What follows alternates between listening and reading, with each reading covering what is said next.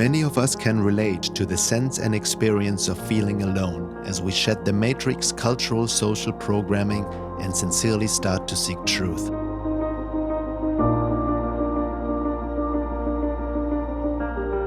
As we embark on the path, we start to learn, or often remember, realize, and begin to see a deeper reality within and without us. This new side is contrary to what the masses believe in and how they live their lives. It is also opposed to whatever we found to be true at first. But there was a splinter in the mind, a seed deep within that inspired us to question what we've been told and taught, most often after a period of intense suffering, responding to the yearning of the soul's call to awaken. It pushed us to answer the call and step into the unknown, and down the rabbit hole we tumble. As we progress on our path, going through our trials, initiations, and process of disillusionment, truth starts to become stranger than fiction. We can no longer relate to pleasures, social interactions, and enjoyments we may have engaged in enthusiastically in the past. Goals, ambitions, and desires we once had and were very attached to start to feel completely foreign to us. We realize that most of our so-called needs, desires, wants, including group and tribal identifications, were based on lies, wounds, and matrix programs, which we mistook stemming from our true self. They do not lead us to, nor reflect true fulfillment, joy, and love, the pure state of our soul, hidden deep within us beyond the ego personality, our unique soul-embodied individuality centered in the divine. We start to see through appearances and all the pretense, the mechanical, unconscious social interactions, the unconscious feeding mechanisms between people, emotionally, energetically, sexually, where almost everyone is a copy of a copy, sleepwalking and dreaming of being awake. We realize how little of real individuality and authenticity there is in the world, and how people mistake their conditioned and programmed ego personality for authenticity, and also mistake all kinds of feelings, desires, cravings within them for their soul being, all of which we have done in the past as well to varying degrees, and still may do. We realize how little of true love there is. If we are honest with ourselves, we also question what love truly is, and if we have really ever experienced it. The more we uncover within us and work through our shadow aspects, our mechanical behavior, our wounds and traumas, the more we see all that in others. As the masks fall away, we start to see the unseen, and a whole new world, the real world, opens up. At first, this view is not pleasant at all, and we may question our sanity. Feelings of despair, depression, shame, guilt, anger, sadness, and loneliness come up. Everything that we have been hiding and have suppressed for lifetimes starts to come to the surface. The darkness within and without is being made conscious as we descend into the underworld. The higher we want to rise, the deeper we need to go. The more light we possess, the more darkness we uncover. It is the esoteric law of descent and ascent at the same time.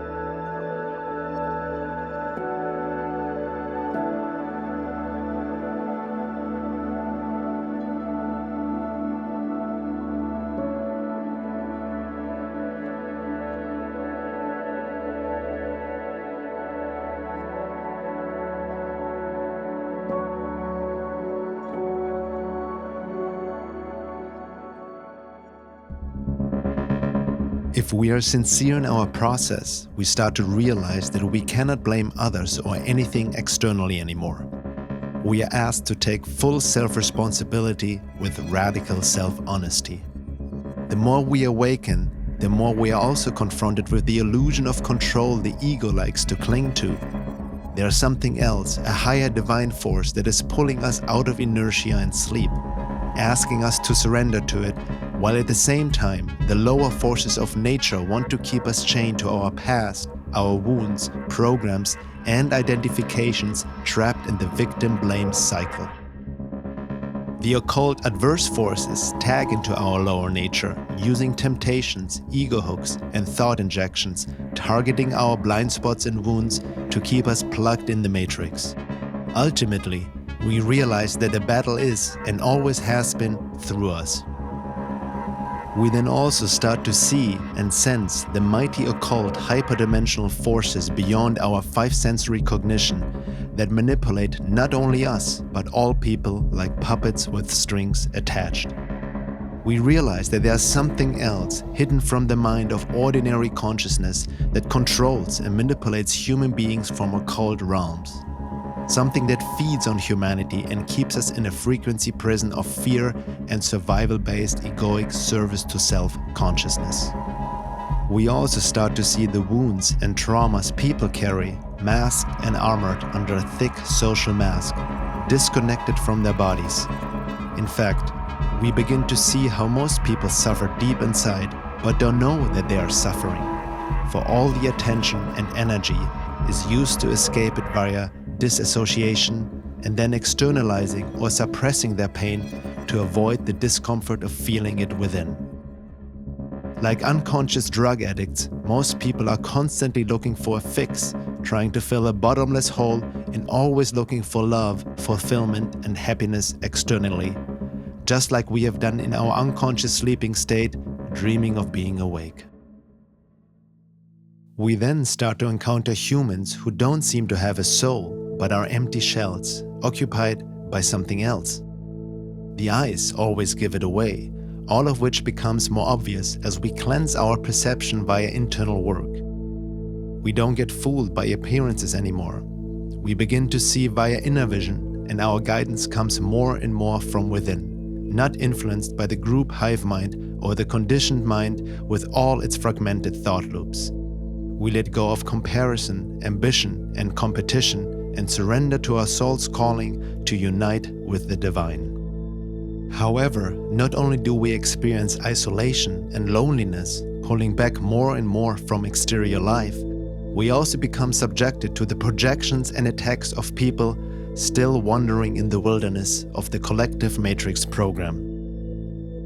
We realize that longtime friends and even family members or our spouse and partner are not at all who we thought they were, that these connections were often based on the illusion of love, trauma bonds, and social programming.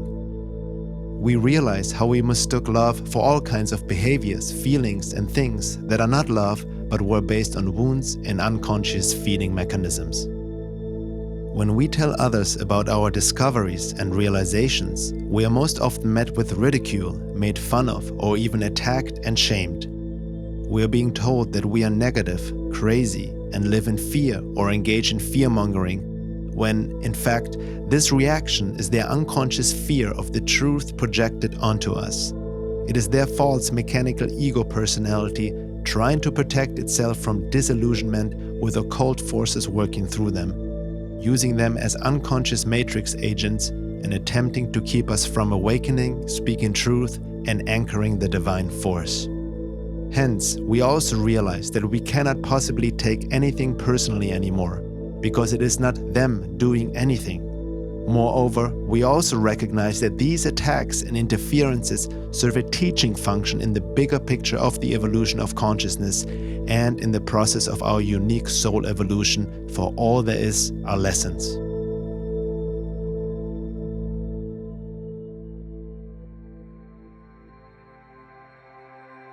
These realizations and confronting the lies we've been telling ourselves do indeed lead to disillusionment, a moral bankruptcy.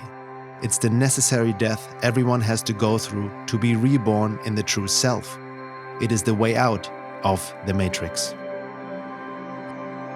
Yet, this loneliness we experience and the inability to fit in anywhere has its purpose, including the suffering we experience. If we keep on the track with faith and trust, learning our lessons with sincerity, patience, humility, and courage, it will lead us to true love, real companionship, and a conscious connection with Spirit as we find our way back home, reuniting with the divine. we start to experience magical positive synchronicities, and there's help and support of the divine force that responds to our call and supports and guides us in unexpected ways. But we can only perceive this guidance if we get out of the tunnel vision of ego identification and out of our heads. Doors open where there have been no doors before. Out of the dark, we emerge into the light, and we realize and experience on an embodied level, not merely philosophically or intellectually, that we were never alone, but under a spell of separation from all that is, as we experience and perceive the divine in all.